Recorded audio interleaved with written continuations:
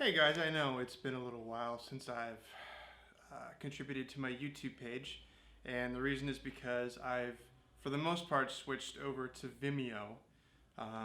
So there'll be a link in the description here, but if you want to head over to Vimeo, that's where I post most of my updated videos, music videos, projects I've finished.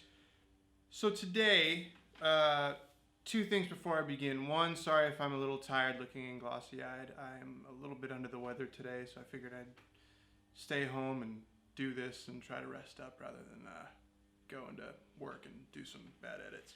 Today we are testing some microphones. You're hearing me right now through the Rode video mic that's attached to the top of my 5D here.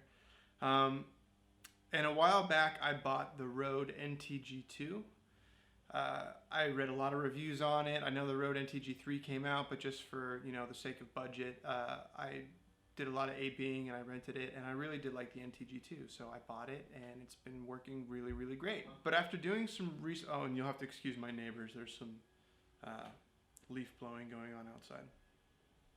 Recently, I've been reading on some of the audio posts in some of my local filmmaker forums that there is another microphone that can work for indoors better than the Rode NTG2. They say that the NTG2 is great for outdoor stuff where you need that really hypercardioid pattern to lock into your subjects who might be kind of far away. But if you're going to be doing indoor work, there's a mic that might be better. And this mic is the Oktava MK-12, I think it is. MK-12-01. The funny thing is I've had this microphone in my arsenal for years.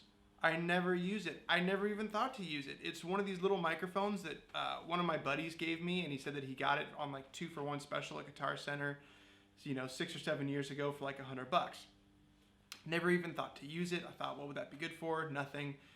Until recently when I started reading these posts. So what we're gonna do today is we're gonna do an A/B comparison, okay? Okay.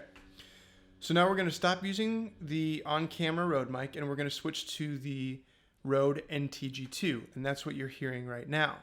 And as you can hear, it's a really great sounding mic, good on the low end, good on the high end. There's a little bit of low mid, kind of in that 500 boxy range, just a little bit, which isn't bad, but it's there, okay? And now we are going to switch to the Oktava. Check 1 2, hey 1 2.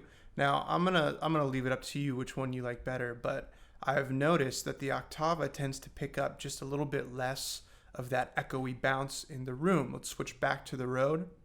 Hey, check 1 2, room, bounce, yeah, and then back to the Oktava. Hey, check 1 2, yeah, 1, okay. The Oktava, to me, sounds a little bit more well-rounded in the high end. I think it has just as much low end as the Rode does, but not with that kind of boxy sound. It sounds a little bit more clear and a little bit more representative of what the actual voice sounds like.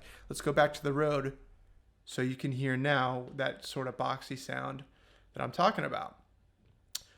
Both are great mics, but I'm just so pleasantly surprised that I had this mic in my arsenal already, and now I'm definitely going to be using this for any kind of indoor talking head pieces or dialogue, or really anything that just requires dialogue indoors. The other thing is that the pickup pattern that I'm using on the Oktava at the moment is a cardioid pattern, but I know that they sell hypercardioid attachments. Now, someone posted in Gear Sluts, I was reading this morning, a comparison between the cardioid and the hypercardioid. Now, to me, just because I'm on a budget, doesn't make sense to throw down $100 on something that makes that little of a difference. But I can see how if someone had a couple bucks to spend, they would want to get that cap just to have in their arsenal. But for me, really, really happy with it. And just to give you the full signal flow of what we're doing here, I'm running both of these microphones through the Asden Field Mixer. They're both right at unity gain. I've just got both preamps right up to the middle. And then I'm running a line out from both of those into the Tascam DR40. So Nick Testa Productions on Facebook. Check it out. Give us a like. I'm always posting stuff, updates to nicktestaproductions.com as well. Check us out on Instagram.